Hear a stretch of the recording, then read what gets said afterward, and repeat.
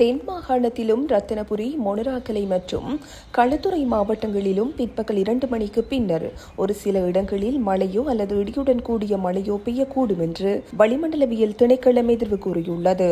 நாட்டின் ஏனைய பகுதிகளில் பிரதானமாக மழையற்ற வானிலை நிலவக்கூடும் என்று அந்த திணைக்களம் வெளியிட்டுள்ள வானிலை முன்னறிவிப்பில் குறிப்பிடப்பட்டுள்ளது. மத்திய, சப்ரகமுவ, மேல், வடமேல் மற்றும் வடமத்திய மாகாணங்களிலும் காலி மற்றும் மாத்தறை மாவட்டங்களிலும் சில இடங்களில் அதிகாலை வேளையில் பனிமூட்டமான நிலை காணப்படலாம். இதேவேளை நாட்டிற்கு வடகிழக்காக வங்காள விரிகுடா கடல் பிராந்தியங்களில் நிலை கொண்டுள்ள தாளமுக பிரதேசமானது வடகிழக்கு திசையின் ஊடாக நகர்வதுடன் மேலும் நலிவடையக்கூடும் என்று எதிர்பார்க்கப்படுகிறது.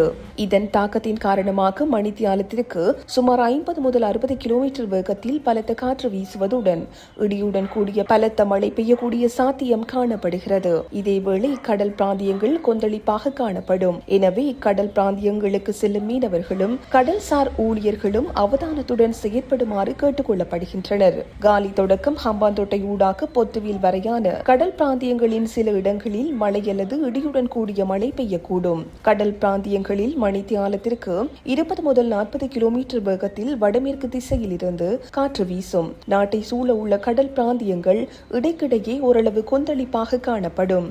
இடியுடன் கூடிய மழை பெய்யும் வேளைகளில் தற்காலிகமாக ஏற்படக்கூடிய பலத்த காற்று மற்றும் மின்னல் தாக்கங்களினால் ஏற்படக்கூடிய பாதிப்புகளை குறைத்துக் கொள்ள தேவையான முன்னெச்சரிக்கை நடவடிக்கைகளை மேற்கொள்ளுமாறு வளிமண்டலவியல் திணைக்களம் பொதுமக்களை அறிவுறுத்தியுள்ளது.